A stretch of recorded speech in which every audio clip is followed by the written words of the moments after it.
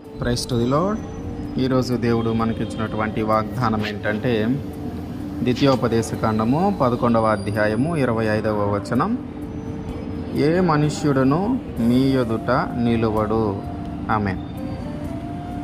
మనల్ని అపహాస్యము చేసేవారైనా, మనల్ని అవమానించేవారైనా, మనల్ని అనగద్రొక్కాలని చూసేవారైనా, మనకంటే బలవంతులు కానీ, మనకంటే అధికారులు కానీ, మనకంటే ఉన్నత స్థానంలో ఉన్న వ్యక్తులైనా కానీ, ఏ మనుష్యుడును మన ఎదుట నిలువలేకుండా దేవుడు చేయబోతున్నాడు.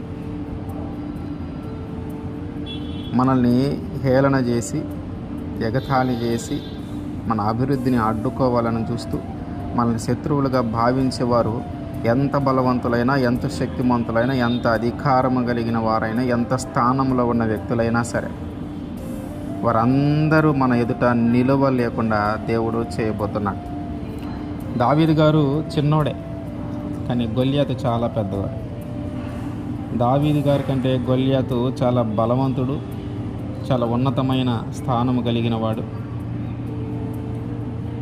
అటువంటి ఆ బలవంతుని కూడా బలహీనమైన దావీదు జయించగలిగాడంటే కారణం ఒకటే, దేవుడు ఆయన పక్షా నుండి పోరాడాడు. దేవుడు ఆయన పక్షా నుండి పోరాడటాన్ని బట్టి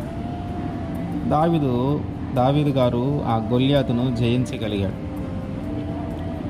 గొల్యాతు ముందు దావీదు బలం సరిపోదు, గొల్యాతు ముందు దావీదు శక్తి సామర్థ్యాలు సరిపోవు.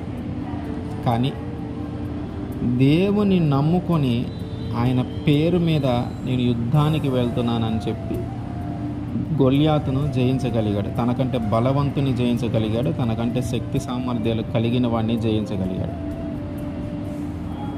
ఏ దేవుడైతే గొల్యాతు మీద దావీదుకి విజయాన్ని ఇచ్చాడో, గొల్యాతు దావీదు గారి ముందు తనకంటే బలవంతుడైన గొల్యాతును నిలబడలేకుండా చేశాడో, అదే దేవుడు ఇప్పుడు మనకి వాగ్దానం చేస్తూ ఉన్నాడు. ఎవరైతే గొల్యాతులాగా మన జీవితంలో ఉన్నారో వారందరినీ నీ ఎదుట నిలవలేకుండా దేవుడు చేయబోతున్నాడు. మనం చేయాల్సింది ఒకటే, ఆయన మాటకు లోబడటం. మన పూర్ణ మనసుతో, పూర్ణ ఆత్మతో ఎప్పుడైతే ఆయన వెతుకుతామో, ఎప్పుడైతే ఆయన్ని మన పూర్ణ మనసుతో అంగీకరిస్తామో, అప్పుడు ఆయన ఖచ్చితంగా మన జీవితంలో ఉన్నటువంటి మనకంటే బలవంతులైన వారు, మనకంటే అధికారం కలిగిన వారు, మనకంటే ఉన్నత స్థానంలో ఉన్నవారు, మనల్ని ఇబ్బంది పెట్టాలని చూసినా, మనల్ని అనగదొక్కాలని చూసినా, మనల్ని అవమానించాలని చూసినా, మనల్ని శత్రువులుగా భావించిన వారందరినీ మన ఎదుట నిలవలేకుండా, ఏ మనుషుడును మన ఎదుట నిలవలేకుండా దేవుడు మనకి విజయాన్ని ఇవ్వబోతున్నాడు. ఆమేన్.